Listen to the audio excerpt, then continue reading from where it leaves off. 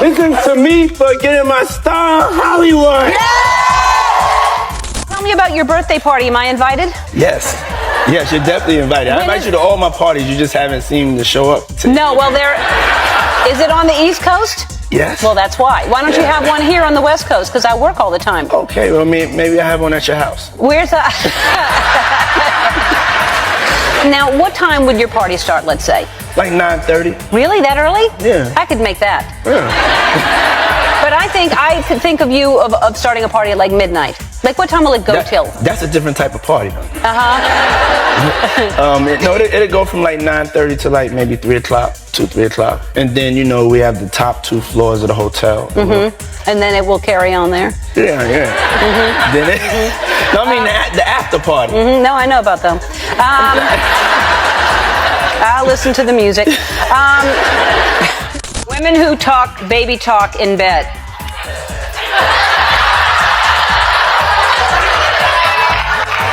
No, it's just talking. Talking dirty. No, baby talk. For years, this looked like harmless television banter. Ellen asked about Diddy's parties, Diddy joked about the after party, the audience laughed. But after Diddy's private world became the subject of serious allegations, the same footage began circulating again. And when 50 Cent pushed Diddy-related footage into the spotlight, one question followed Ellen: what did she actually know? Ellen DeGeneres built an empire around one phrase: be kind. Diddy built his around power, access, celebrity, and influence. For years, their worlds overlapped publicly. Diddy appeared on Ellen's show, they joked together, they talked about parties. They acted like people who had known each other for a long time. Then Diddy's world began collapsing. Old footage resurfaced. Claims about private recordings started circulating. Whistleblowers revisited allegations about what happened behind closed doors, and 50 Cent, Diddy's longtime rival, became one of the loudest voices pushing Diddy-related footage and questions back into the public conversation.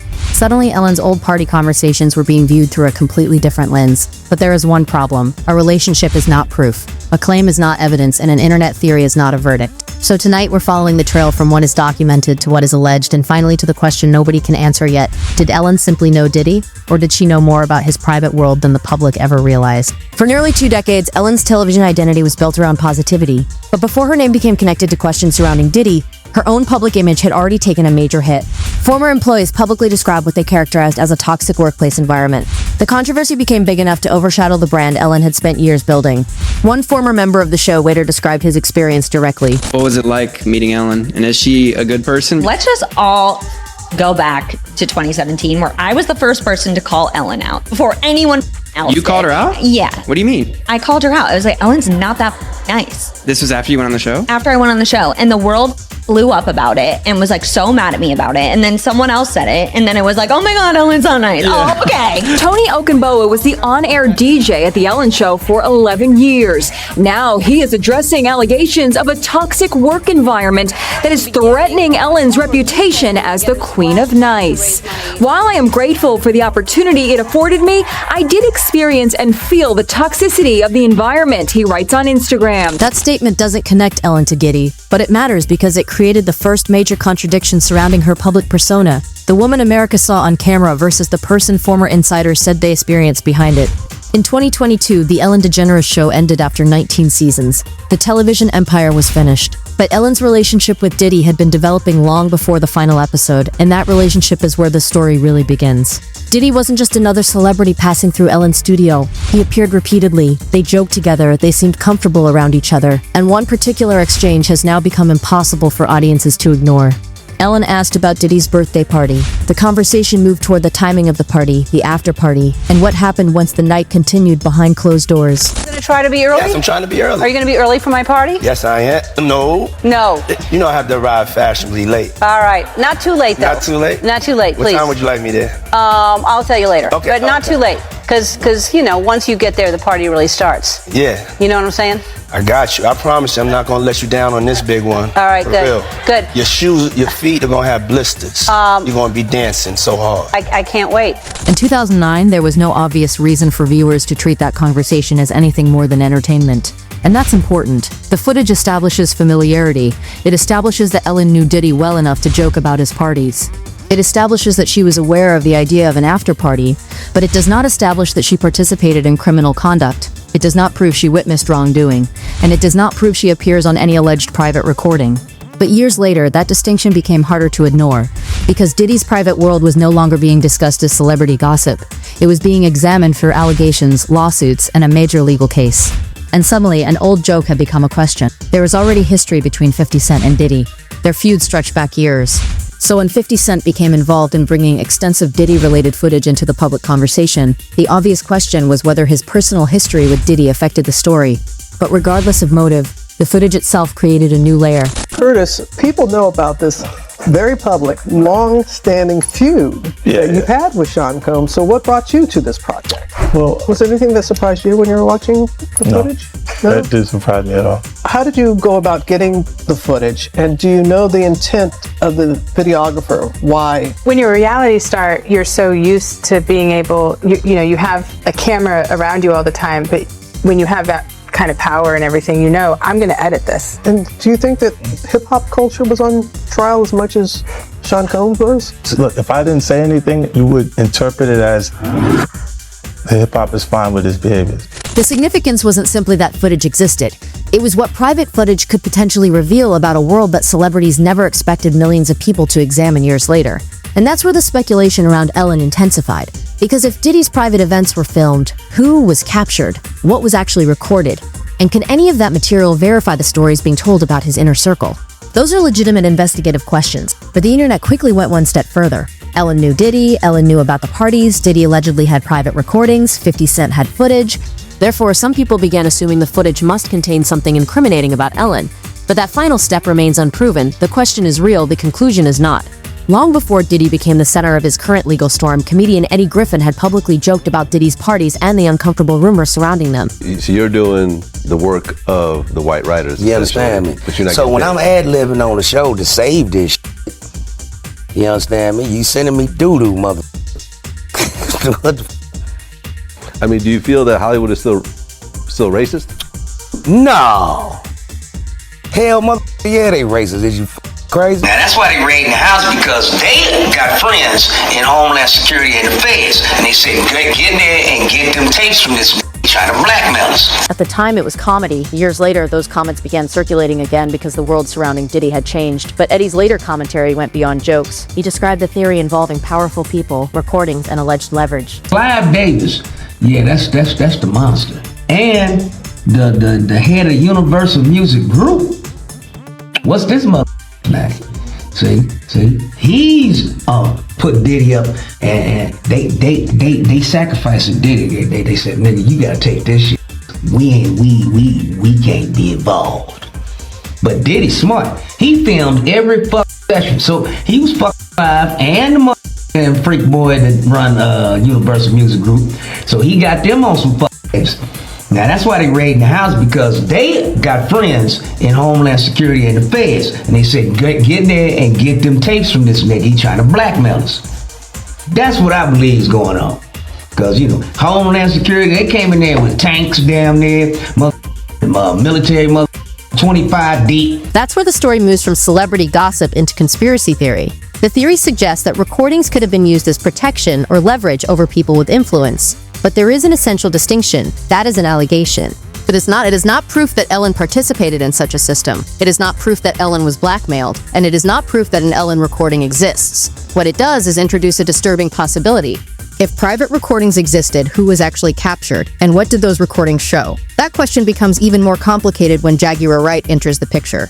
Jaguar Wright has been one of the more vocal figures making allegations about Diddy's private world. Her commentary has also touched on Justin Bieber and the environment surrounding young performers. Diddy had been trying to get to Bieber for a minute, and his management was backing him off. But it wasn't until Usher took over management and had guardianship and gave temporary guardianship to the dealer for 48 hours. Yes. Is Usher a close friend of yours? Yes. Is Usher a confidant? I guess, yes. Is Usher giving you career advice? Is this an interview or a deposition? The broader question is uncomfortable. Hollywood has always depended on access. Young artists need powerful people. Powerful people control opportunities. And when that power becomes concentrated, the people trying to build careers can become vulnerable. Ellen also had a long history of interviewing young stars, including Bieber. That'd be the youngest if you went out with him. Are you a cougar? Do you consider yourself a cougar? Well, I'd like to, but I haven't had the opportunity except when I have a job. And when I have a job, then what happens is that they have to kiss me sometimes. We've discussed this many times. Right. But when I don't have a job, nobody, did you see? No! Oh my God, no!